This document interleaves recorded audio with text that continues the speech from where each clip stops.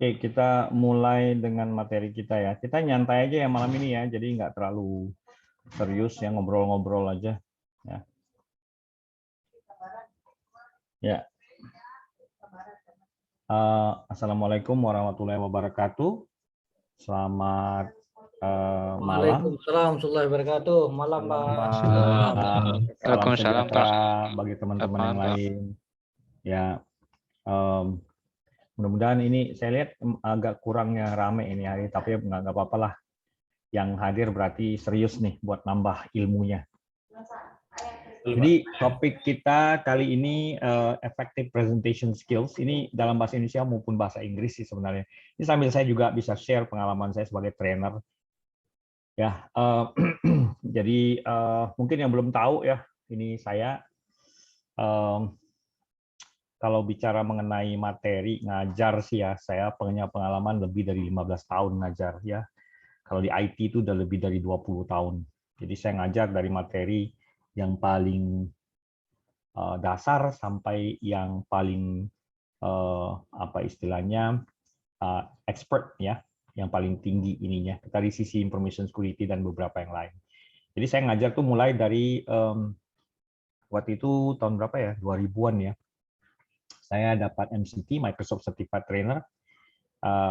Kemudian untuk pengalaman ngajar ya, dari IT desktop support sampai ke, jadi saya mulai dari programming ya, masuk dari programming ke network, ke infrastruktur, akhirnya ke security. Jadi saya paham server, paham workstation, paham routing, switching ya. Saya belajar CCNA, CCNP. Kemudian saya masuk ke infrastruktur seperti pegang Microsoft punya server ya, Citrix dan beberapa yang lain, sampai kemudian saya masuk ke security ya. Mulai dari belajar ethical hacking versi awal itu versi 4, EXA, forensik dan sebagainya, sampailah ke level paling tinggi kalau di sertifikasi information security itu ada yang namanya CISSP, Certified Information System Security Professional. Itu harus minimal 5 tahun pengalaman. Ya. Nah, ini ada beberapa yang belum bisa ikut katanya, nggak apa-apa. Jadi itu pengalaman saya. Jadi kalau ngajar sendiri sih, Mas, saya ngajar di mana-mana ya. Udah dulu saya pernah kerja di selain di Jakarta, saya pertama belajar dapat MCT, Microsoft Certified Trainer.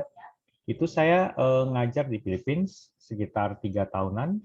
Kemudian saya sambung ngajar di Jakarta, lalu ngajar di jadi maksudnya permanen ya, jadi trainer permanen di salah satu Microsoft training partner.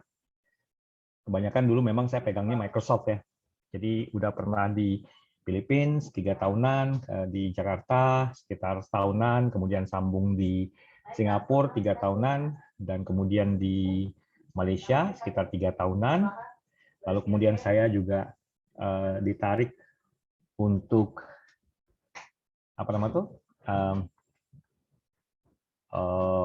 kerja di Saudi waktu itu. Nah kemudian setelah itu saya ya muter-muter lah ngajar, dari mulai ngajar di Indonesia sampai ngajar ke yang lain-lain, Asia Pasifik lah, sampai terakhir jauh tuh saya ngajar di Maroko.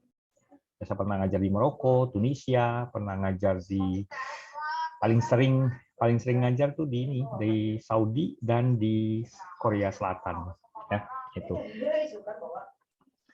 Nah itu dari sisi pengalaman ya. Ya jadi lumayan banyak ya yang bisa istilahnya yang bisa saya sampaikan ya. Nah kemudian yang lain pada nyimak ya. Halo. Ya, Pak. Nyimak, Pak. Nyimak ya. Iya, Pak. Nah, Ya, jadi Pak. saya Nyimak, Pak. saya ingin share pengalaman saya sebagai trainer ya, secara lokal dan secara internasional global ya. Nah, objectives dari how to build credibility and confidence as a speaker ya, termasuk ya trainer, to show how to use presentation technology to your advantage. Kemudian to provide techniques for preparing and delivering a presentation well ya. Itu. Di pengalaman nanti kita ngobrol-ngobrol ya masalah pengalamannya. Nah, agenda pertama kita lihat dari sisi untuk presentasi itu ada assessing your skills, planning your presentation, slides and other visual aids, ya, new technology for presentations, kemudian ada your presentation with energy and composure. Ya. Nah, kita mulai dari assessing your skills. Jadi kalau kita bicara mengenai assessing your skills ya, jadi kalau kita bicara mengenai presentasi itu ada dua ya, sebagai speaker, presenter ya, jadi yang melakukan presentasi, menampilkan presentasi sebagai speaker atau sebagai trainer misalnya. Nah, dulu tuh saya sebelum jadi MCT Microsoft Certified Trainer, kami itu harus mengikuti yang namanya training 3 hari, yang namanya Effective Presentation Skills. Effective Presentation Skills Training itu disyaratkan untuk menjadi, atau bilang salah satu prasyarat untuk menjadi seorang trainer, khususnya untuk Microsoft. Karena Microsoft itu dia lumayan ketat waktu itu ya, di tahun 2000-an ya, tahun 2000-an, 2000-2001 gitu. Nah, sebelum Anda menjadi MCT, Microsoft Certified Trainer, Anda harus ngikutin Effective Presentation Skills Training 3 hari di partner mereka yang ditunjuk oleh mereka. Nah, waktu itu saya ada dan sama teman saya, seingat saya itu tahun 2001. Itu kita dimasukkan satu kelas 3 hari. Nah, kita harus bisa mempresentasikan beberapa materi. Nah, khusus untuk trainer, karena kebetulan kan saya ikut trainingnya tuh di Philippines ya. Jadi pakai bahasa Inggris, padahal bahasa Inggris saya waktu itu masih pas-pasan. Nah, tapi karena kita ada penguasaan skills untuk materi, jadi materinya dulu kita kuasain. Jadi kalau bahasa tuh nanti tinggal ini ya. Apalagi kalau kita presentasi itu di, istilahnya apa ya? Kita presentasi itu di lokal, ya. Lokal artinya kita itu apa ya, menguasai bahasa yang memang kita kuasain ya. Jadi kita nggak perlu harus melakukan translasi lagi. Nah itu enaknya kalau kita ngajar sebagai trainer, tapi ngajarnya itu apa istilahnya ya, pakai bahasa kita, bahasa Indonesia. Nah yang kesulitan saya adalah kalau bicara mengenai cara mengajar, itu normal lah, standar lah ya. Kesulitannya adalah bahannya itu materinya bahasa Inggris, tapi kita harus sampaikan dalam bahasa Indonesia. Nah, jadi kita harus bisa ngerekap. Ya. Nah, trik pertama yang di sini adalah ya tips and tricks ya. Assessing your skills. Ya. Jadi Anda harus bisa melakukan evaluasi terhadap skill Anda sendiri. Ya. Jadi evaluate yourself. Jadi masalah cara bicara kita, ya, intonasi, gestur tubuh, gerak tubuh, itu semuanya kita nilai. Ya, terutama penguasaan bahasa dan penguasaan materi. Misalnya contoh ada materi Cisco, Anda mau menyampaikan materi CCNA, atau Anda ingin menyampaikan materi Network Plus atau Security. Anda harus bisa mengevaluasi diri Anda sendiri. Pertama, masalah pemahaman materi. Kedua, biasanya kita dibantu dengan yang namanya presentation slides ya, pakai PowerPoint dan beberapa yang lain. Kebanyakan sih PowerPoint ya. Nah, Anda bisa latih dulu nih ya. Jadi Anda bisa melatih skills dari sisi presentasi dalam bahasa Indonesia misalnya. Kemudian setelah itu Anda biasanya kalau untuk mengevaluasi Anda sendiri, ada beberapa cara sebenarnya. Cara pertama yaitu dengan Anda presentasi sendiri tapi menghadap kaca. Jadi ada kaca, Anda ngomong seolah-olah ada presentasi, praktis, latihan. Ya. Itu pertama. Cara kedua, Anda bisa mengajak beberapa orang teman Anda menjadi audience. Ya. Karena kalau ada teman, ada audience, ada yang ngikut, peserta atau partisipan atau calon student misalnya, atau ya peserta lah kita bilangnya audience, itu mereka bisa memberikan kita input. Bagaimana kita sebenarnya lakukan presentasi, apakah sudah benar, sudah sesuai, apalagi penguasaan materi. Kalau bisa salah satu temennya memang harus sudah ngerti ya dari materi yang kita sampaikan. Nah itu. Ya, jadi bikin aja kelas kecil ya, isinya 2-3 orang, terus Anda presentasi ya sama teman-teman Anda. Atau kemudian Anda bisa latihan sendiri ya pakai kaca. Nah itu.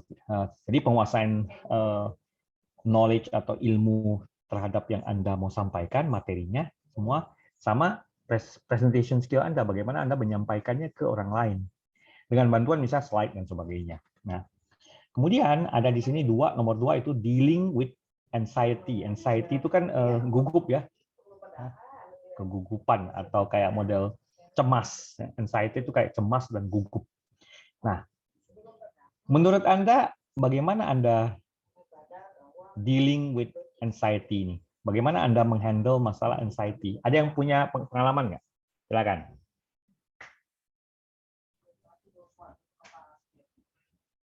Ayo, teman-teman coba. Malam Pak Semi, MS Pak. Ya, silakan. Kalau saya mungkin belajar ice breaking dulu Pak.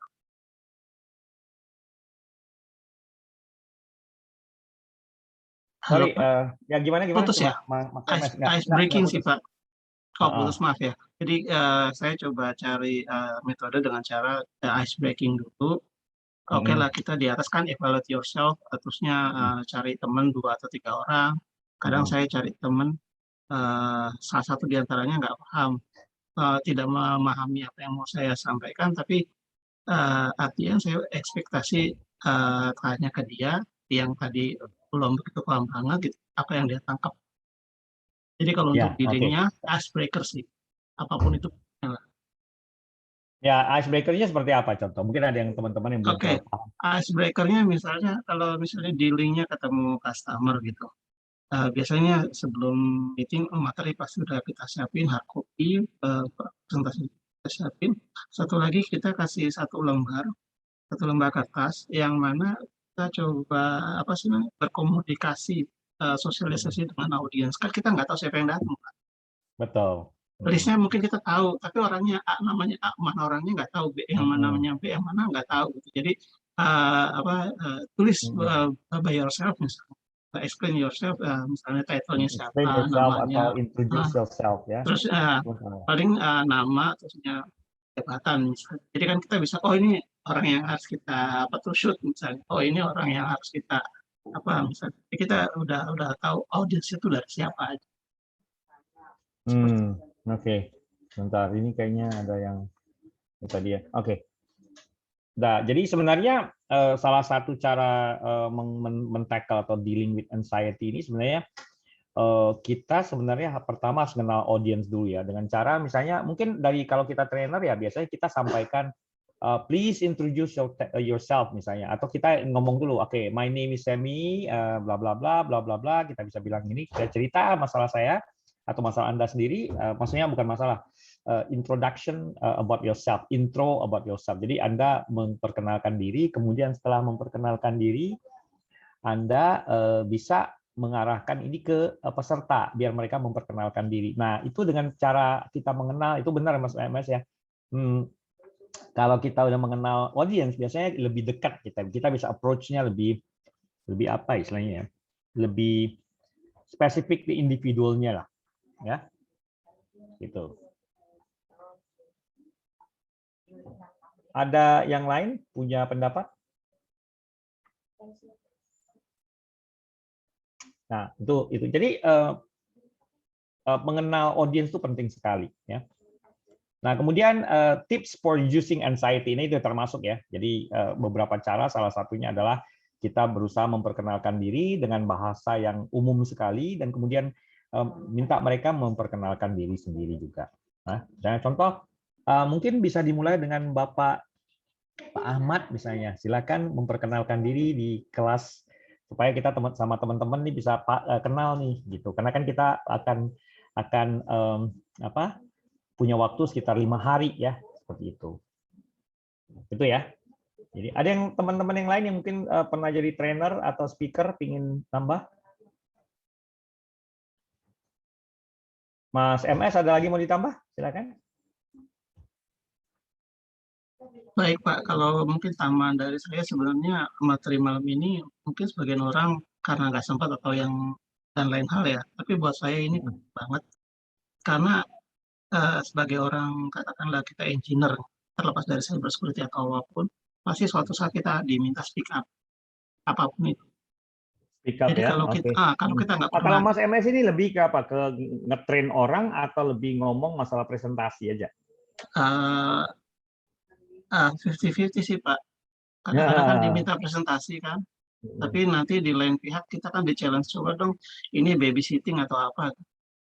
Oke. Jadi kan itu challenge-nya tetap ada. Kalau kita nggak pernah ngomong, jangan sampai kita jadi katakanlah ya voice engineer tapi kita without a voice, any voice, kita diam aja, kita jago tapi kita nggak bisa ngomong.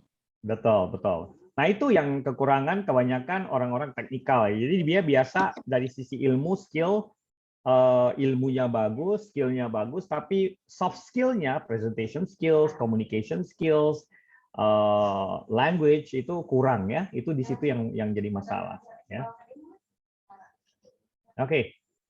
Thank you, Mas MS. Nah, kita lanjut dengan ini ya. Next. Nah, ini penting nih, planning your presentation. Ya. Selain planning your presentation, ini di sini ada beberapa tips ya. Contohnya di sini adalah personal appearance. Ya.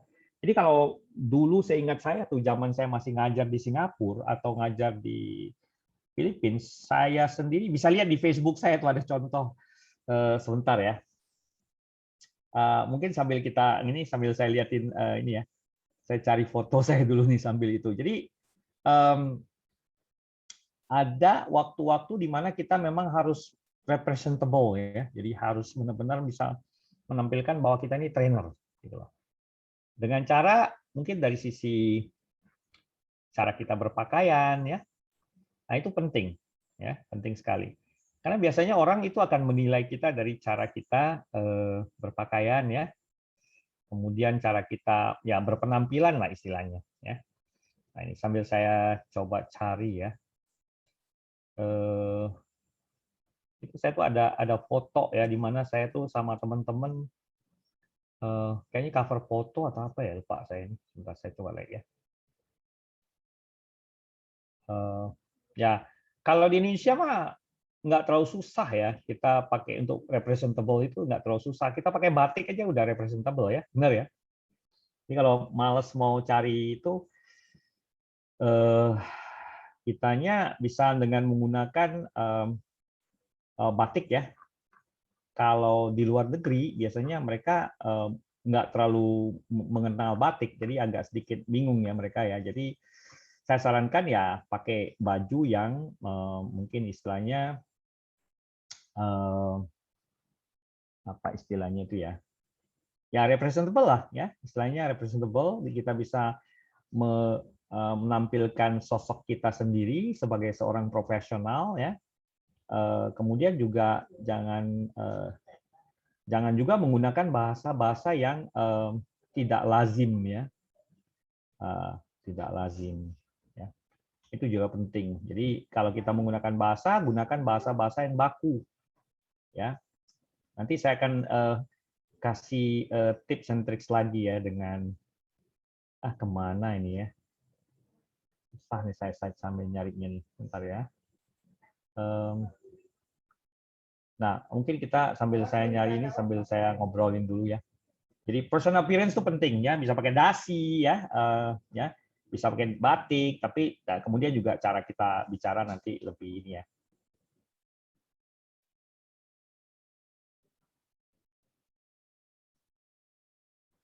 Nah, kemudian ada 8 steps to preparing your presentation ya. Ini kayaknya belum saya tambah deh 8 steps ini. Bentar saya lihat dulu. Oh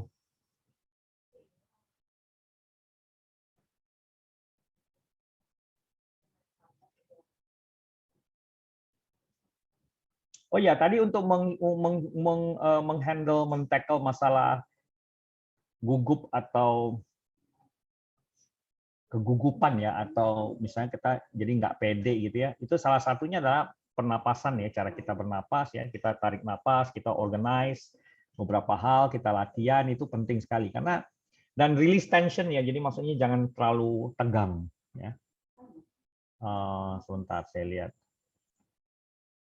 Halo Pak Semi. Ya. Ya, saya oke nih. Ya. Mungkin untuk masalah pernapasan dalam presentasi betul juga sih. Tapi bagaimana caranya Pak Semi kalau seandainya kita sudah mengatur sedemikian rupa gitu ya, supaya nanti beberapa paragraf kita berhenti untuk atur napas, tapi kadang kebablasan tuh Pak Semi sampai berapa 20 paragraf itu berhenti gitu. Ya emang ini jadi emang harus dilatih itu sebenarnya. Jadi sebenarnya tidak langsung datang pada saat itu aja gitu loh. Harus dilatih. Sebentar ya. Lagi saya udah dari minggu kemarin diminta sama atasan untuk setiap minggu present ke partner-partner gitu, memperkenalkan produk gitu ya. Terus sering gitu Pak Semi. Ya. Tiap malam udah latihan padahal gitu. Tiap malam udah latihan ya. Iya dengerin apa? Kebenaran kan saat ini kita beruntung berada di dunia online, di mana kita kan nggak tahu nih apa namanya audiensnya seperti apa gitu kan. Terus belum lagi kan mungkin ada sebagian presentasi itu direkam gitu ya sama si. Nah itu setiap malam saya dengerin aja saya nanti bisa membawakan presentasinya itu gitu loh dengan baik. Cuma kadang itu emang itu sesuatu gitu yang menantang Mas ya. Jadi kalau saya bisa bilang itu harus dilatih. Sama kayak kita istilahnya sama kayak kita itu nyetir. Ya. Nyetir. Kita akan bisa ahli kalau kita sering nyetir. Kalau kita punya mobil tapi kita sendiri jarang pakai mobilnya, saya kurang yakin ya. Potensinya kita bakalan kurang mahir ya. Bentar, saya rapikan ini ada presentasi yang kurang sebentar. Ya itu. Ada yang lain yang mungkin sambil kita ngobrol ini sambil saya perbaiki ini sedikit. Halo Pak. Pak Semi, silakan sorry. Ya Mbaknya. Ya, saya Jessica, Pak. Ya, Jessica. Gimana Mbak Jessica? Saya mau tanya, untuk dealing anxiety itu, kalau misalnya kita disuruh presentasi tapi mendadak gitu Pak, tahu-tahu nggak ada yang bisa presentasi, terus tiba-tiba kita disuruh presentasi, terus kita nggak begitu nguasain materinya, tapi terpaksa gitu harus presentasi dan jadi gugup kan? Itu Bapak handle-nya gimana ya biasanya? Makasih Pak. Ada yang mau kasih input nggak? Mas MS mungkin? Ya Pak Semi. Tadi ada Pak Uki juga ya. Kalau buat Pak Uki mungkin ilustrasi yang Pak Semi sampaikan mengenai kebiasaan kita bawa mobil atau kita disetirin orang itu memang tepat sekali. Tapi kalau syukur-syukur kalau kita menguasai materi, di situ kita bisa ngatur pernapasan. Balik lagi ke poin yang sebelumnya Pak Semi sampaikan bahwa penguasaan materi. Kalau kita paham apa yang mau kita delivery, insya Allah kata per kata lebih smooth saat iramanya atau temponya. Mana kita mau naik, di mana turunnya. Artinya ketika kita naik, intonasinya mungkin kita ngasih challenge ke mereka atau ada yang jadi masalah buat mereka. Kita bisa naikin, terusnya kita coba turunin lagi intensitasnya untuk ngasih feedback solusinya. Terusnya kalau buat Jessica, kadang-kadang saya juga pernah di-challenge sesuatu yang saya nggak tahu. Nggak langsung 2 jam sebelumnya sih, tapi biasanya setengah hari kasih. Jadi dikasih kesempatan cuma setengah hari kita. Nah, itu biasanya saya bikin summary-nya. Dan kalau kita udah canggih kayak gini kan pakai komputer, biasanya di PowerPoint itu kan ada yang di bawah kayak semacam footnote gitu. Keywords-nya itu saya taruh di sana semua. Footnotes ya benar. Ya footnotes Pak. Itu keyword-nya saya taruh di sana semua. Apa yang jadi poinnya gitu. Saya taruh semua. Kan kita juga baca. Paling nggak kita coba diskusi sama yang sebelumnya. Mungkin dia yang biasa mendelivery tapi dia nggak ada kesempatan. Kita coba tanya ini kata kuncinya di mana aja sih gitu. Mm-mm. Seperti itu sih biasanya saya. Mau nggak mau ya kita harus tampil gitu, all out Ya, lah. Tapi paling nggak kita udah tahu apa yang mau kita sampein, jangan sampai sama sekali ngeblank gitu. Jadi ya. kita seperti ngedikte Kalau apa yang ngeblank ada di berarti materi. nggak sama sekali nggak tahu materinya kan. Iya, cuma baca doang Pak maksudnya. Kalau di Ya, jadi komputer. saya pernah juga, bukan pernah lagi ya, sering ya diminta seperti itu. Tiba-tiba pagi-pagi diminta presentasi tentang sesuatu yang dihandle oleh staf saya. Padahal saya sendiri ya sebagai ini atasan ngerti sih materinya. Cuma kan saya nggak sampai detail. Nah biasanya salah satu caranya adalah Anda minta staf atau teman Anda yang memang harusnya menghandle masalah itu atau menghandle presentasi itu, Anda minta waktu dengan dia, bisa pakai Zoom atau bisa pakai WhatsApp call atau apa kalau kita di WFH ya. Atau mungkin misalnya kalau di kantor ya minta mereka ngomong dengan kita, diskusi materi itu sebenarnya seperti apa satu-satu ya. Mungkin perlu waktu sekitar setengah jaman ya untuk pemahaman, baru kemudian kita presentasi. Karena gini, yang namanya presentasi itu tidak ada yang perfect ya. Tidak ada yang namanya perfect atau sempurna, pasti ada kekurangan. Cuma masalahnya kan kita berusaha we try our best kan ya, we do our best kan ya, paling penting di situ. Nah, salah satu yang bisa membantu Anda, katanya hati-hati harus fokus setir mobil. Ya, salah satu yang bisa bantu kita bisa mendeliver presentasi dengan baik adalah ini nih, yang 8 steps to prepare your presentation. Nah, kita bisa lihat ya. Nah, step 1, analyzing your audience. Jadi kita harus menganalisa audiens kita. Step 2, develop position, action, and benefit. Ya, kemudian ini kita harus mengembangkan bagaimana kita bisa mengambil benefit dari audiens kita sendiri ya. Kemudian ada brainstorm main ideas ya. Ini sebelum kita bikin presentasinya.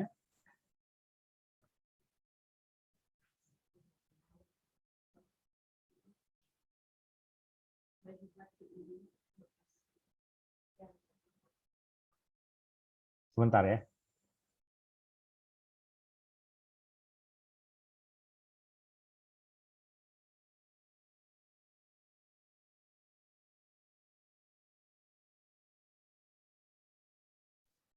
Oke, sorry. Kemudian brainstorm main ideas. Nah, ini yang paling penting, brainstorm main ideas. Jadi kalau misalnya si A yang harusnya presentasi dan kemudian tiba-tiba si B atau kita sendiri yang harus presentasi. Nah, kita ada butuh waktu 15 menit sampai 30 menit untuk brainstorm ya. Main ideas-nya seperti apa sih? Nah, kemudian state the sub points ya. Jadi poin-poinnya yang ini yang perlu dipahamin. Kemudian step number 5, develop introduction and conclusion. Jadi introduction itu bagaimana kita membuat satu perkenalan dan kesimpulan, itu paling penting ya. Jadi kesimpulan dari presentasi ini adalah sebagai berikut ya. Ada harus bisa. Tapi introduction juga harus bagus tuh ya.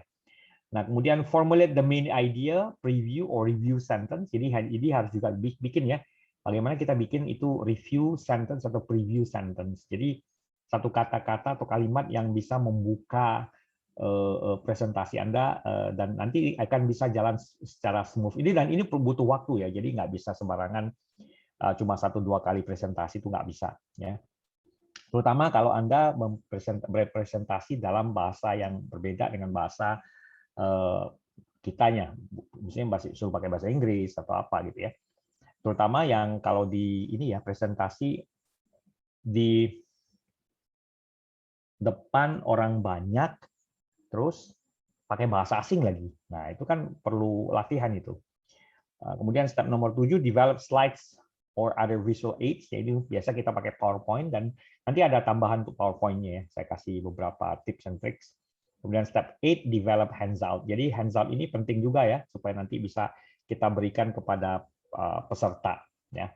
Jadi waktu kita bikin presentasi itu udah harus mikir dulu nih, kira-kira outline-nya seperti apa ya, yang bahan yang mau didikan. Kadang-kadang kita nggak tahu ya, kita harus bikin dari awal ya.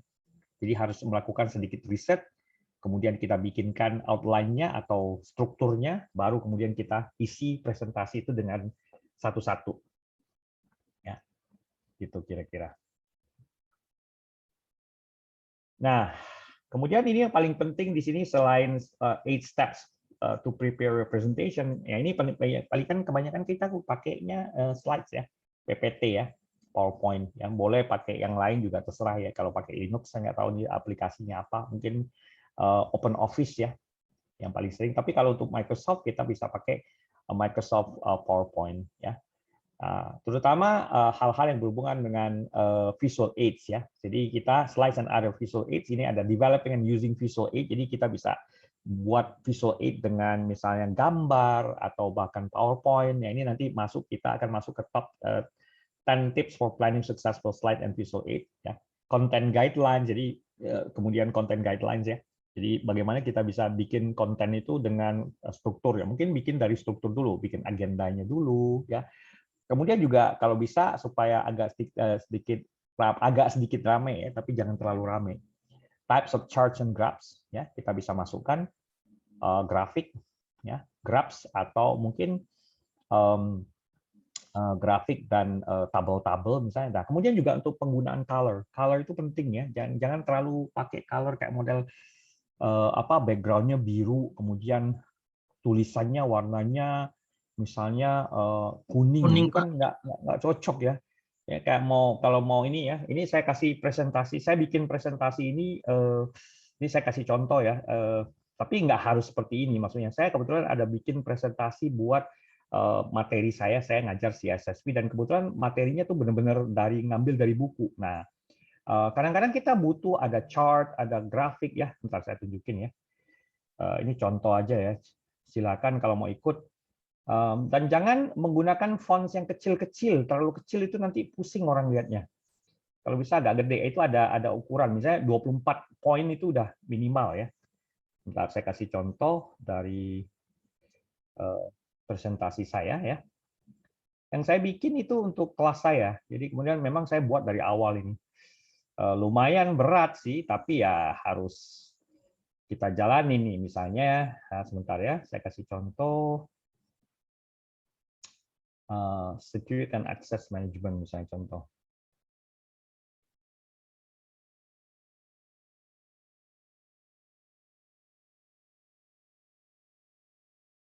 Nah, lihat ya, presentasinya nggak semua saya tampilkan, tapi akan saya kasih contoh aja. Teman-teman yang lain pada ngikutin ya?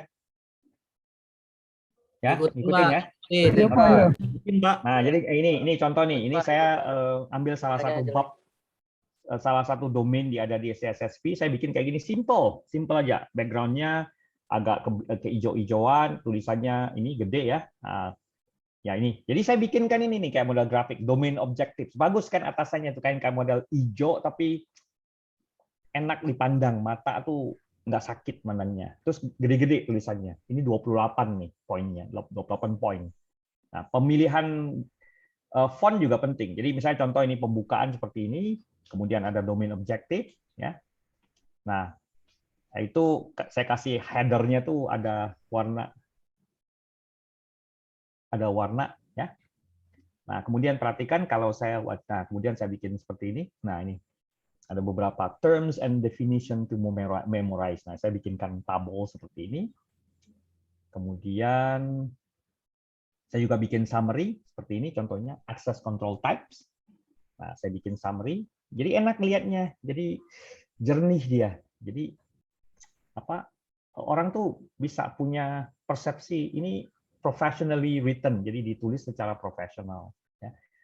Terus kalau gambar ya kita ngambil gambar simpel-simpel aja, nggak usah terlalu banyak gambar. Ya grafik seperti ini ya. Kemudian key points yang penting ya. Nah ini bisa biometric factor ya, bisa seperti itu.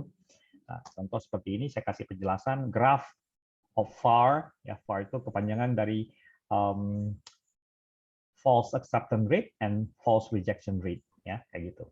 Nah, gambar itu nggak terlalu gimana ya. Nanti saya lihat lagi ada SSO. Nah, ini kayak gini. Ini bisa menggambarkan satu federated identity management ya. Ini saya bikin dari awal loh, dari benar-benar dari buku saya terjemahkan jadi slide. Ini slide saya sih banyak tulisan ya karena memang yang belajar CSSP ini harus banyak memahami terminologi dan definisi-definisi yang ada. Seperti itu kira-kira. Saya lihat lagi ya. Nah, ini kayak gini, ini adalah beberapa summary-nya ya, access control model summary ya, kita kasih gambaran ya. Kadang-kadang kita nge-develop tuh secara nggak langsung tuh bisa nih ada gambar ya, ini kita bisa ngambil dari screenshot. Ya, nah seperti itu kira-kira. Ya, jadi simple tapi bisa membuat orang tuh enak ngelihatnya. Ya, oke, itu kira-kira. Ya, nah ini. Nah, jadi color-nya jangan terlalu banyak kali ini, terlalu banyak campuran warna. Kemudian title-nya juga harus bagus, cakep ini kalau dibikin ada title seperti ini saya suka bikin kayak dikasih apa gradasi ya. Nah, kemudian fokusnya pada audience ya, jangan lupa ya. Nah, kemudian title ideas-nya, visualizing your ideas. Bagaimana kita memvisualisasikan idenya kita ya. Kemudian ada revelation and build slide. Jadi kita nggak perlu harus nge-build slide dari awal. Kita bisa ngambil dari yang udah ada. Tapi kalau memang benar-benar dari awal kita harus bikin, ya dari awal kita udah desain sedemikian rupa. Ya. Nah, kemudian yang paling penting adalah directing your audience focus. Ya. Ini paling penting ya, karena kita pinginnya tuh presentasi kita tuh bisa membuat orang tuh fokus. Ya. Tapi jangan terlalu banyak gambar dan grafik juga ya. Kalau kebanyakan tuh kayaknya terlalu rame gitu ya. Ya kita balancing ya, kita balance lah. Kita atur sedemikian rupa. Nah, ini ada 10 tips for planning successful slide and visual aid. Nah, ini. Jadi use slide sparingly. Ya, jadi jangan terlalu sering pakai slide juga, tapi kalau memang slide ada satu-satunya cara kita untuk mempresentasikan, ya nggak apa-apa ya. Nah, kemudian make slide pictorial, maksudnya pictorial itu adalah kita bikin slide itu bisa jadi pengingat. Jadi kalau orang tuh belajar, dia bisa ingat, oh iya ini tadi ada di slide-nya Pak Seni, ya, di halaman sekian. Ya. Nah, kemudian present one key point per slide. Jadi kalau satu point itu kita bikin satu slide, jadi jangan banyak-banyak. Contoh tadi saya bikin satu point tentang A, misalnya tentang authentication, authorization, and accounting. Nah, itu saya bikin dalam satu slide aja. Ya, jangan banyak-banyak. Boleh dipecah-pecah kalau memang itu ternyata luas sekali ya. Nah, kemudian juga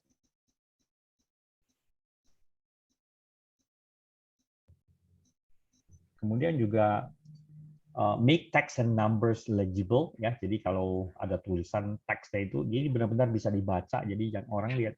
Ya tadi tuh poinnya juga jangan terlalu ngambil bikin slide itu terlalu kecil point teksnya ya. Nah, use color carefully. Jadi hati-hati pemilihan warna ya. Jangan sampai bikin slide itu bikin orang sakit mata ya. Kemudian make visuals big enough to see. Jadi agak digedein ya kalau bisa ya. Kemudian graph data, jadi data itu kalau bisa ditampilkan dalam bentuk grafik daripada tabel ya. Orang lebih senang lihat grafik ketimbang tabel, tapi kalau memang dibutuhkan tabel nggak apa-apa. Kemudian make pictures and diagram easy to see ya. Kemudian avoid unnecessary slide. Jadi kalau slide yang tidak diperlukan itu kita nggak usah bikin ya. And use build and animation very sparingly. Jangan terlalu banyak animasi, jangan terlalu bikin yang aneh-aneh lah. Standar aja ya. Nah, kemudian salah satu juga untuk visual aid adalah gini nih. Mungkin ada yang udah pernah make tool ini kali ya, saya nggak tahu nih. Sebentar ya. Saya ambil contoh. Saya kebetulan suka menggunakan ada tool ya. Sebentar, saya tuh lupa nama toolnya. Sebentar dulu. Nah, ada tool namanya Zoom It. Pernah dengar nggak? Ada yang pernah dengar nggak? Zoom It. Lupa. Belum pernah. Nah, ini ya, saya tunjukin ya. Misalnya kayak gini. Ya. Misalnya contoh saya ada slide, tapi slide-nya itu kecil ininya, tulisannya. Atau mungkin saya akan nampilkan misalnya apa ya? Saya ingin nunjukin gambar, misalnya contoh apa ya? Network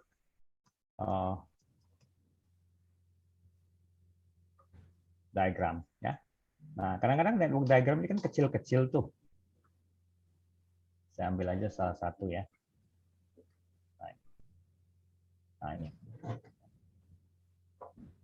Nah, sekarang itu kecil, ya. Bentar. Nah,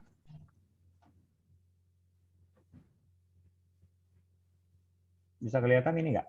Bisa ya? Sebelah kanan ini proposed logic diagram for CDN. Bisa kelihatan ya? Kelihatan, Oke, Pak. nah ini ada cara sebenarnya untuk ini. Kita install satu tool, ya ini kan saya ini kan ya. Saya install satu tool namanya ZoomIt. ZoomIt itu sebenarnya dia nggak perlu diinstal sih, ya. Di ekstrak dia langsung keluar dia. Nah ini kan figurnya kecil nih, dan kita nggak bisa klik kanan untuk menampilkan. Nah pakai zoom itu kita bisa tekan Ctrl 1 untuk zoom. Nah sekarang kelihatan nggak zoomnya? Kelihatan nggak? Halo? Kelihatan. Kelihatan? Saya zoom kelihatan nggak? Belum, Pak. Belum, Pak. Belum, Pak. Oh, oke. Ini kayaknya saya harus share satu screen nih, sebentar. Nah, ini deh. Bisa kelihatan screen saya? Kelihatan, Pak. Nah, kelihatan nggak gambar yang sebelah kiri? Proposed Education Delivery Network.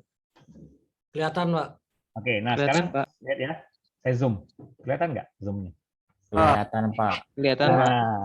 Nah, kemudian enaknya di sini pakai ZoomIt itu, Zoom itu dari Microsoft ya, Anda bisa download gratis. Kita bisa tulis-tulis di sini. Misalnya kita tekan Ctrl 1 tadi kan untuk zoom, kemudian kita bisa tekan T, lalu kita ketik misalnya contoh diagram jaringan. Nah, kan enak kan? Ya, Pak. Kita bisa kasih gini-gini ya, notation ya, notasi. Nah, itu penting juga ya. Ini kan tool ya. Kalau tool untuk presentasi itu sangat membantu, apalagi kalau gambarnya kecil-kecil, aduh susah melihatnya kan, gitu. Nah, ini kita tinggal tekan escape aja, hilang lagi dia, normal lagi dia, ya, gitu. Jadi ada opsi-opsi yang buat kita bisa mempresentasikan itu dengan lebih baik, gitu. Itu sebenarnya tambahan tool, namanya ZoomIt ya, ZoomIt namanya. ZoomIt ya, ZoomIt. Oke, nah. Jadi visual itu penting sekali ya. Oke. Nah, kemudian new technology for presentation ya. Computer technology kita udah tahu, using presentation software seperti misalnya kita pakai Microsoft PowerPoint. Nah, kemudian kita lihat di sini ada 15 tips for creating better slide with presentation software ya. Nah, itu nanti kita bahas. Kemudian kita bicara mengenai teleconferencing dan video conferencing. Nah, sekarang kan zamannya WFH ya. Kebanyakan kita presentasi, kalau saya seperti saya sekarang kan presentasi ke Anda, saya gunakan Zoom misalnya. Nah, itu juga harus dipertimbangkan ya. Mungkin Anda bisa pakai slide atau Anda convert dulu jadi PDF, apalagi kalau Anda punya dua layar misalnya. Lebih enak untuk ininya, presentasi. Ada plus minusnya lah, ada teleconferencing atau video conferencing ininya. Nah, ini. Nah, kemudian kita lihat 15 tips for creating better slide ya. Satu, allow an average of 2 minutes per slide. Jadi satu slide itu cukup 2 menit maksimal presentasinya. Jangan terlalu banyak tulisan, poin-poinnya aja. Kemudian nomor 2, put your title to work. By the way, presentasi ini nanti saya akan upload ya di Google Drive saya. Nanti kan saya akan bagi biar Anda bisa baca-baca juga. Ya. Jadi put your title to work. Ya. Jadi maksudnya title-nya itu yang bisa membuat kita tuh jadi nggak terlalu perlu banyak ngomong, karena title-nya sendiri udah bisa menggambarkan apa yang akan kita terangkan. Kemudian nomor 3, use the 5x5 guideline. Nah, 5x5 itu maksudnya gini, kalau bisa dalam satu slide itu kita cukup punya 5 poin utama. Ya, 5 poin utama yang kita bikin itu dalam bentuk bullet point. Ya. Bullet point. Bentar ya, saya sambil ini kan lagi ya.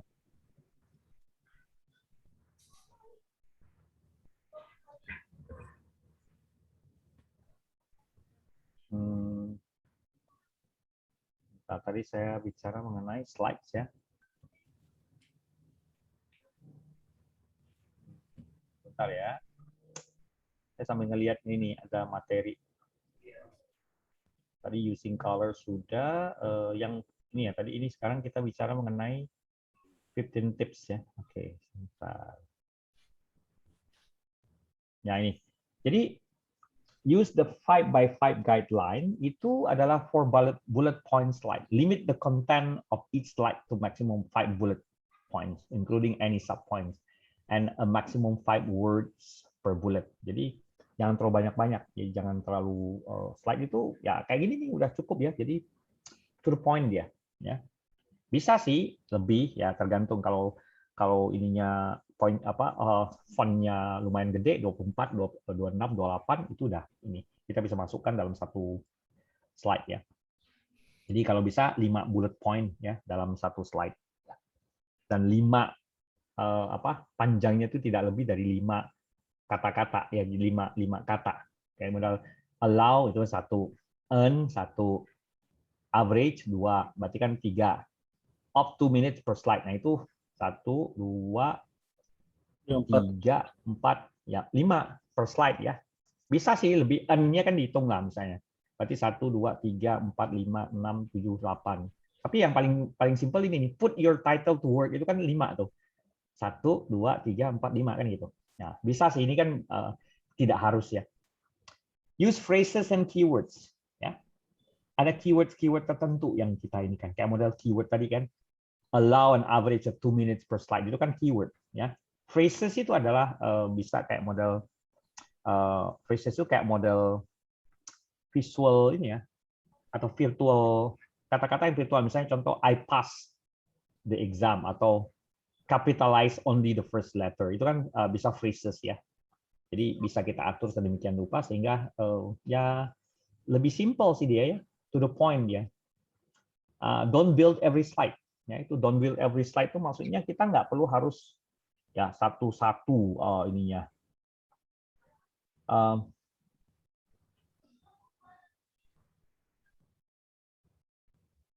Audience get wary of such repetition. The practice of refilling bullet points one at a time, ya, the build technique works well if not overdone. Jadi kalau maksudnya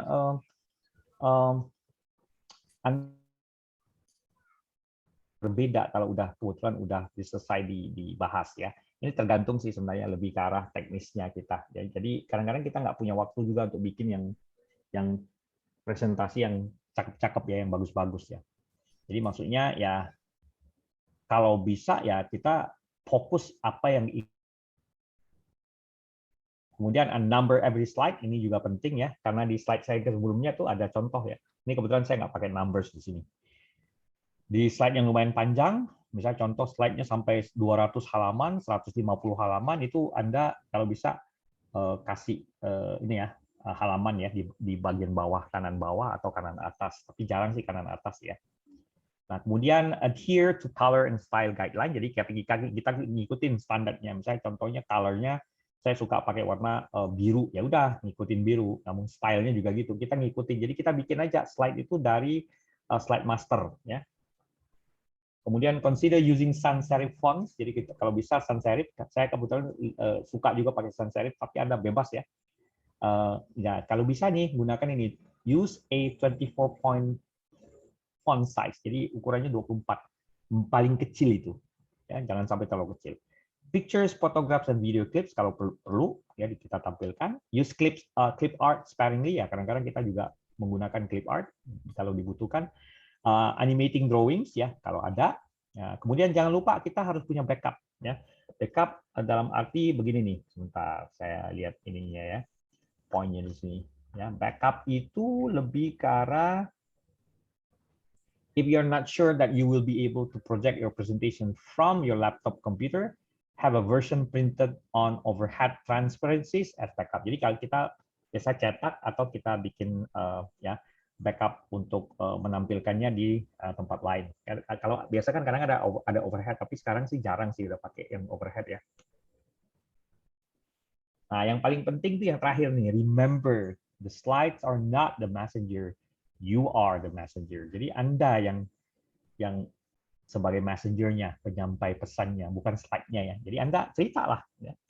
Cerita. Pada saat cerita itu Anda bisa baca slide-nya, bisa sambil ngobrol yang lain lah, ya. Nah itu. Ini nanti presentasinya saya akan kirim juga ke Anda, ya kalian, ya supaya kalian bisa baca-baca, ya. Nah kemudian juga pada saat Anda mempersiapkan presentasi ya ini juga penting ya, controlling the presentation environment ya supaya jangan terlalu ya maksudnya jangan sampai itu kayaknya tegang banget ya environment-nya atau satu kondisi tertentu yang bikin kita jadi tegang. Santai aja. Ya, when you can practice successful impromptu speaking, ini butuh butuh latihan ya, jadi nggak bisa cepat ya kita ya. Jadi nggak bisa cepat kita itu langsung bisa presentasi, harus apa istilahnya, harus berlatih ya. Oke, harus latihan. Pasang ambil di kamar belakang tuh lampu. Saya off-kan dulu ini suaranya ya. Ya.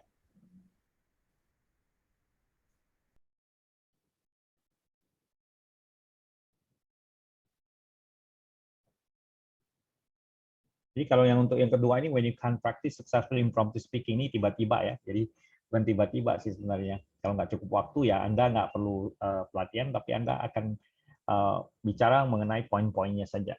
Ya. Nah ini juga yang terakhir sih sebenarnya, tapi nanti akan saya lebih bahas nggak pakai slide ya. Delivering your presentation with energy and composure ya. Jadi pertama kita harus engage your audience ya. Engage your audience. Jadi harus punya approach ke audience, masing-masing audience ya. Anda bisa melemparkan pertanyaan ke audience ya. Atau misalnya kalau tidak ya Anda mungkin bisa kasih introduction yang bahan yang Anda ingin sampaikan ya. Yang paling penting sih di sini adalah beberapa hal yang berhubungan dengan question and answers. Jadi bagaimana Anda misalnya ditanya mengenai ada beberapa pertanyaan yang mungkin Anda nggak bisa jawab. Nah, Mas MS, halo, Mas MS, masih ada nggak? Nah, kalau Anda ditanya dan pertanyaan itu menurut Anda nggak bisa jawab, apa yang Anda harus sampaikan? Buying time, Pak. Hah? Buying time. Oke, saya akomodasi dulu pertanyaannya. Oke, nanti kita bikin deal gitu loh, Pak. Ya, betul. Kan kita udah tahu audiensnya siapa. Anda bisa mengaku Anda tidak tahu ya. Jadi Anda bisa bilang, untuk saat ini saya belum bisa memberikan jawaban karena kebetulan saya mesti mendapatkan informasi yang lebih lebih akurat ya sebelum saya memberikan jawaban kepada Anda. Itu bisa. Jadi itu bisa kita kasih trik ya, trik supaya kita bisa menghindari itu, jangan nggak bisa jawab pada saat itu ya. Kita jujur aja nggak apa-apa, tapi akan bilang I'll get back to you ya. Saya akan kembali ke Anda dengan memberi setelah saya mendapatkan data yang lebih akurat kan gitu. Ya. Banyak cara sih sebenarnya. Ya. Kemudian Anda juga bisa melemparkan, ada cara yang lain adalah mungkin Anda bisa melemparkan juga pertanyaan itu ke orang lain gitu loh. Ke audiens yang lain maksudnya. Ya, betul. Bisa lempar ke audiens dibungkus dengan diskusi interaktif. Betul. Ya, itu bagus tuh. Ya.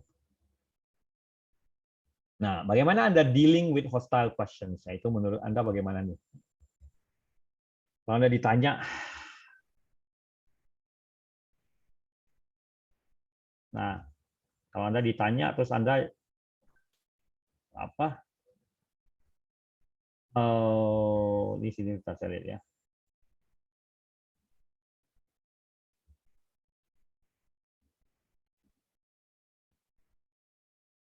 Nah, misalnya ada pertanyaan seperti ini nih. Hostile question seperti gini. Why did you screw up and go 40% over budget? Nah, itu. Kenapa kamu bisa kenapa ini bisa terjadi sampai Anda menurunkan sampai 40% ya, kayak gitu contohnya. Atau mungkin pertanyaan-pertanyaan yang mungkin bisa membuat Anda itu jadi frustasi ya, karena kadang-kadang kan kita presentasi bukan cuma untuk materi training ya, juga bicara mengenai penjualan dan sebagainya. Nah, itu kadang-kadang lumayan ini ya.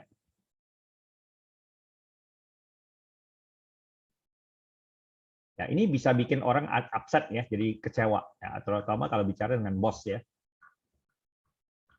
Nah, selain itu juga selain eye contact itu penting ya, karena itu biasanya menjaga ya ininya kita dengan audience kita ya. Eye contact itu paling penting ya. Apalagi kalau interview ya, itu harus ini. Postur harus ini ya. Jadi berdiri dengan baik, kemudian eye contact ya. Kemudian juga Anda bisa atur voice-nya, jangan terlalu keras, jangan terlalu rendah ya. Gestur juga penting ya. Jadi sebenarnya ini ya terus terang aja nggak bisa instant ya. Jadi nggak bisa apa istilahnya tuh instan ya. Instan tuh maksudnya jadi. Ada waktu yang memang kita harus latihan ya. Kita harus latihan ya. Jadi kalau kita bicara mengenai ini adalah beberapa poin-poin yang paling penting sih sebenarnya ya. Jadi semuanya kembali ke Anda. Jadi nggak bisa orang lain yang mungkin saya bisa bicara dengan ini dengan pengalaman saya, tapi kalau Anda sendiri itu sendiri itu belum ada pengalaman, emang harus dilatih. Ini kayak kita bawa mobil, bawa pesawat ya. Jadi belum tentu kita kuasain semua. Ya pilot aja yang bertahun-tahun bawa terbang udah berapa ribu jam terbang aja masih bisa keliru kan gitu. Ya. Ya ini nanti ini poin-poinnya aja sih sebenarnya ya. Ya. Ada teman-teman yang mau nambahin?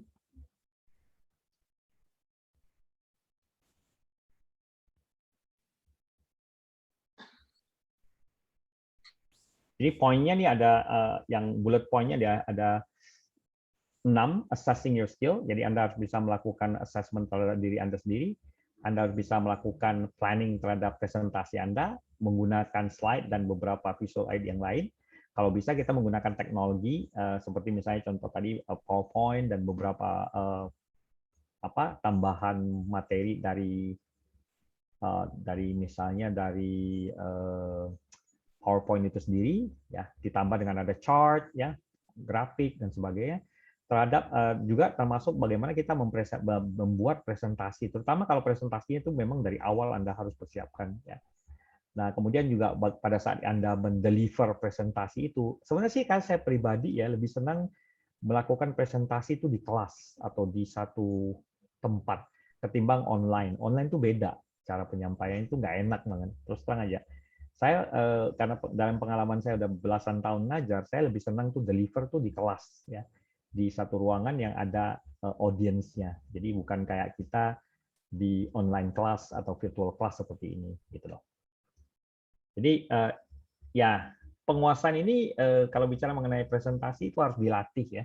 Jadi nggak bisa cuma sekali, 2 kali, bisa berkali-kali. Saya aja yang udah bertahun-tahun ngajar, kadang-kadang ada kesalahan, ya sering ada salah, kadang ada beberapa yang poinnya saya tidak fokus, ya seperti itu kira-kira.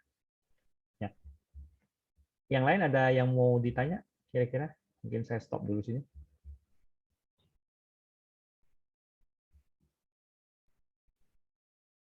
Siapa yang udah pernah presentasi dengan bahasa asing?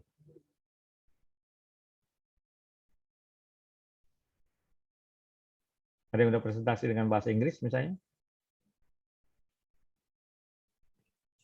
Saya pernah sih, Pak. Mbak Jessica ya? Iya. Oke. Jadi gimana? Ada pengalamannya coba di-share. Kebetulan saya presentasi pakai bahasa Prancis sama ada bahasa lain, ada bahasa asing lain. Dan Mbak Jessica pintar bahasa Prancis ya? iya, saya bisa bahasa Prancis. Oke, bagus. Dan seringnya tuh kadang gini, Pak, tiba-tiba tuh hilang, misalkan nih seharian saya ngomong bahasa Prancis gitu ya, terus tiba-tiba presentasi ke bahasa Inggris, itu suka hilang kata aja gitu, suka tiba-tiba saya ngomongnya apa ya bahasa Inggrisnya, atau enggak saya ngomongnya apa ya bahasa Prancisnya. Jadi kalau lagi gugup gitu saya tendensinya ngomongnya cepat. Kalau Anda lupa satu istilah tertentu gimana? Saya pakai kata yang lebih gampang lagi. Jadi kayak jelasin gimana ya? Jadi kalau misalkan saya mesti jelasin satu terms tapi saya lupa termsnya apa, ya udah saya ngomong gampangnya aja. Jadi saya jelasin lebih, saya puter-puter tapi intinya ngomongnya hal sama. Biasanya gitu. Puter ya. Iya, saya puter. Jadi omongan itu saya puter. Jadi kayak misalkan gini, misalkan saya lupa bahasa Inggrisnya procurement. Saya lupa gitu. Ya udah saya tinggal jelasin orang yang punya fungsi procurement. Orangnya itu nanti beli suppliernya atau siapanya beli barang terus bilang ke departemen A, terus kan orang langsung oh iya maksudnya yang diomongin itu procurement, kayak gitu sih biasanya saya. Gitu. Ya kebanyakan ini ada yang kasih komentar juga presentasi pakai bahasa asing tapi ngomongnya pakai bahasa Indonesia. Itu biasa lah ya, paling sering ya. Nih kayak saya kan tadi tulisannya kan bahasa Inggris semua, tapi pada saat saya deliver kan udah bahasa Indonesia kan. Nah, kadang-kadang gini, ada cara juga, misalnya untuk Mbak Jessica, ya mungkin bisa dengan cara, misalnya kalau lupa terminologinya, Anda bisa bilang begini, Anda bisa pakai untuk mendelay, Anda bisa bilang, what do you call that? Can you, apa ya? Saya juga suka gunakan itu istilahnya itu. Misalnya apa ya? Kalau bilang what do you call that? Jadi kayak kita nanyain ke audience lagi istilah tadi apa ya saya bisa pakai itu ya. Jadi saya akan nanya kembali atau bilangnya gimana ya? Sebentar dulu, saya ingat dulu. Ya jadi itu kadang-kadang ya itu tadi vocab itu kadang-kadang bisa hilang ya. Jadi atau kita cari sinonimnya gitu yang mirip dengan itu gitu. Ya jadi kayak model apa ya? I can't really recall this terminology. What do you call that? Nah, ini Anda kembali lagi ke audience. Mungkin ada audience yang bisa bantu. Oh, ini Pak, gini ya. Jadi kita bisa ini. Ya, atau dengan menggunakan istilah seperti misalnya basically, frankly speaking, kayak gitu-gitu. Jadi bisa disetel lah. Jadi sebenarnya stylenya kita tuh nanti akan terdevelop dengan sendirinya sih sebenarnya. Gitu. Ya, yang lain ada mungkin selain Mbak Jessica ada teman yang lain? Sama paling sih nambahin ini Apa? sih siapin teks untuk nggak usah dihafalin tapi ditulis aja gitu teksnya buat biar dapat kata yang pas sama biar ngomongnya tuh teratur, terus diulang-ulang. Terus habis itu kalau udah selesai ya jangan dihafalin teksnya, cuman buat nulis aja biar jadi tuh ketika kita ngomong nggak belepotan. Karena kan kalau misalkan orang yang takut ngomong bahasa Inggris, misalkan takut grammarnya gitu, misalnya grammar salah atau apa, ya paling sih enak ditulis, terus bener-bener tulis semua apa yang pengen diomongin, terus diulang-ulang, terus habis itu nanti pas ngomong kan jadi natural. Saya sih biasanya kayak gitu. Oke. Thank you Mbak Jessica. Ngomong-ngomong Mbak Jessica ikut ini alasannya apa ya? Karena ini kan cyber security ya. Jadi soalnya kemarin saya dengar katanya kalau nggak salah audit ya Mbak Jessica ya? Iya. Sebenarnya alasannya karena ini sih karena saya nggak mau kan audit IT tuh masih belum begitu spesifik. Masih generik banget. Iya, saya pengen spesifik ke cyber security sih, makanya jadi ikutan kelas. Oke, bagus. Ada yang lain teman-teman? Ini jarang-jarang nih kita ada cewek untuk di cyber security loh. Iya sih benar sih, soalnya di kantor saya aja yang cyber security laki-laki semua kebanyakan di bagian rata-rata laki-laki semua. Kalau di tempat saya ada 1-2 orang tapi lebih ke technical writer mereka. Jadi tidak langsung terjun ke lapangan. Soalnya kalau model terjun ke lapangan tuh kadang-kadang butuh effort dan energi juga kan. Harus turun ke klien kayak biasa lah ya, kayak kita audit juga kan turun ke klien. Yang lain nih pada sunyi ini kemana nih? Yang lain? Halo Pak Semi. Ya silakan. Kalau ya Angga saja Pak. Itu nama email kan. Begini Pak, kalau saya kan biasa presentasi kalau di kantor ya atau perusahaan, tapi kan lebih banyak di study case sehingga kita menggunakan case study sehingga terutama di productivity, monitoring control seperti itu ya Pak. Sehingga kita ketika presentasi itu seperti digiring atau diarahkan menggunakan beberapa strategi ya kayak SWOT gitu. Nah kita biasanya menggunakan strategi situation analysis, strategi formulation dan lain-lain. Nah kalau Pak Semi atau kalau yang presentasi pembelajaran begitu biasanya pakai metode apa ya Pak ya? Biar presentasinya itu kayak cerita gitu loh Pak. Kan itu yang menarik kan seperti itu biasanya Pak. Jadi audiens itu nggak bosan ya, nggak boring lah. Mungkin itu Pak. Kalau untuk saya pribadi sebagai trainer, saya gunakan slide yang memang udah ada dua hal ya. Ada slide yang kita bikin sendiri, itu lebih enak tuh nyampaikan karena kan kita udah desain ya sendiri ya dari awal ya. Nah, yang agak susah nih kalau slide-nya tuh dari pihak luar. Misalnya contoh saya ngajarin materi CompTIA, saya harus pakai slide-nya CompTIA atau harus pakai slide-nya Microsoft. Jadi saya harus baca dulu slide-nya, apa sih yang diomongin. Nah, nanti di situ kalau ditanya metodologi ya pertama kita nyampaikan outline-nya, kemudian nanti saya cerita, jadi narasi seperti yang Mas Angga tadi bilang. Jadi kita udah ada bullet point, jadi poin-poinnya kita udah ada di dalam slide, kemudian kita nanti ceritain tuh. Oke, misalnya contoh kita bicara mengenai subnetting. Apa itu subnetting? Ya, jadi kayak kita model ya presentasi sambil kita juga nanya, tahukah Anda apa yang dimaksud dengan subnetting misalnya? Nah, kalau orang network kan subnetting pasti udah ini nih. Oh Pak, ya saya tahu. Silakan coba. Ada yang nggak tahu tentang apa yang dimaksud dengan subnetting? Lalu kemudian nanti kita cerita, kita kembali kita lemparin pertanyaan kepada siswa. Kalau mereka nggak bisa jawab ya nggak apa-apa, kita yang jawab sambil kita ceritain poin-poinnya. Jadi harus ada poin-poin yang memang diingat sama mereka. Makanya saya tulis di situ, biasanya saya tulis dulu key terminologies, ya, key terminologies and terms and definitions. Jadi itu yang difokuskan. Jadi nanti baru kemudian dari situ kita akan masuk ke poin-poin yang akan dipertegas gitu loh. Ya. Oke Pak Sami. Bisa sama sih ketangkap. sebenarnya. Sama sih sebenarnya. Cuma ya style orang-orang tuh beda. Kalau saya kan stylenya kan saya stylenya itu lebih ada beberapa course yang saya lebih suka pakai slide. Ada beberapa course yang saya nggak suka pakai slide. Nah, kalau kadang-kadang saya nyampur nih, ada slide, ada demo gitu.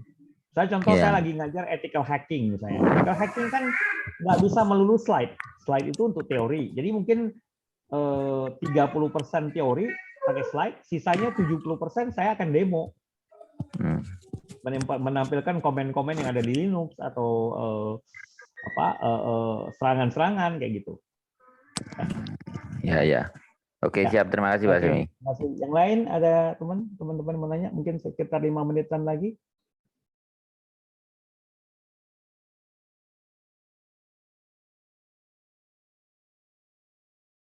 Jadi ya tadi ini ada yang nanya nih sebentar. Untuk mempresentasikan data secara visual harus dengan diagram dan UI design UI.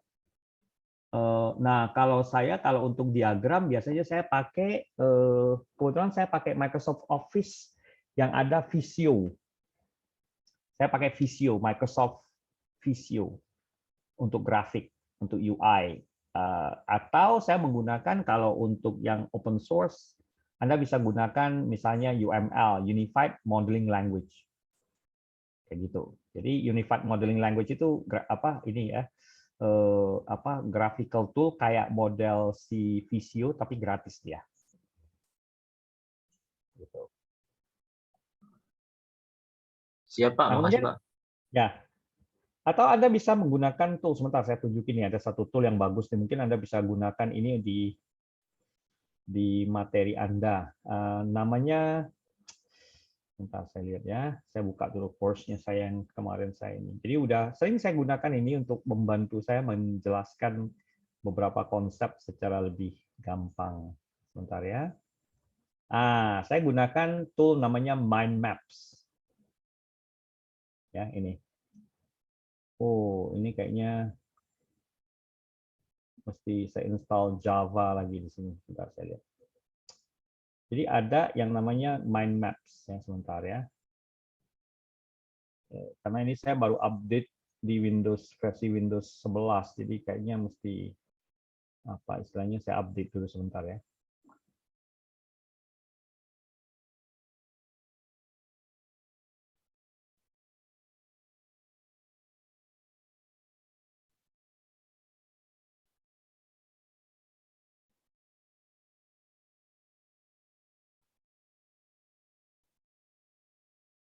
Ya. Jadi ini tadi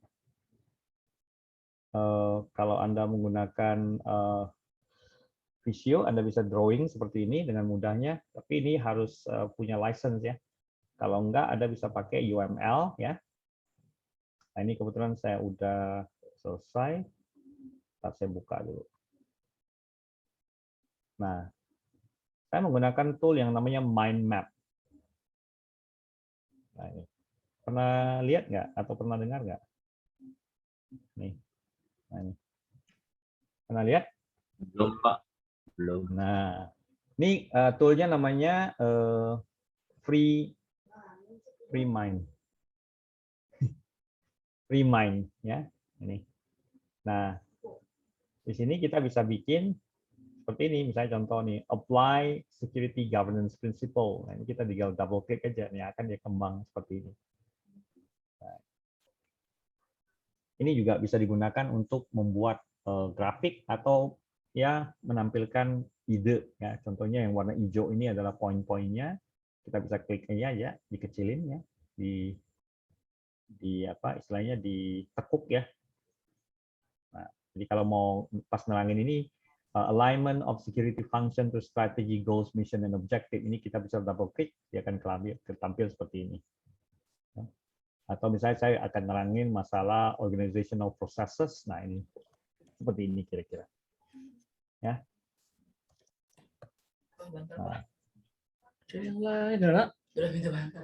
Bisa kelihatan? Ada. Bisa, Pak.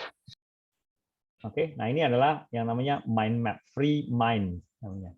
Toolnya namanya Free Mind. Ya, ini gratis nih. Harus install Java ya. Oke. Ya, saya rasa mungkin. Terima kasih, Pak, jawabannya. Ya, sama-sama. Ini kebetulan kita udah jam 9 lewat ya. Mungkin hari ini itu dulu ya. Kalau ada ini nanti saya upload ke YouTube seperti biasa. Nanti kalau ada yang berhubungan dengan materi-materi lain, Anda sharingnya di chat aja ya, di chat room ya. Oke, terima kasih sebelumnya atas kehadirannya malam ini. Ya, kita bisa chat-chat lagi di ini ya, di Telegram group ya, kalau ada yang ingin ditanya. Ya, nanti akan ada waktu lagi kita ngobrol-ngobrol hal yang lain lah. Ya, kita chatting-chatting aja. Ya. Selamat malam teman-teman. Saya akhiri. Terima kasih Pak.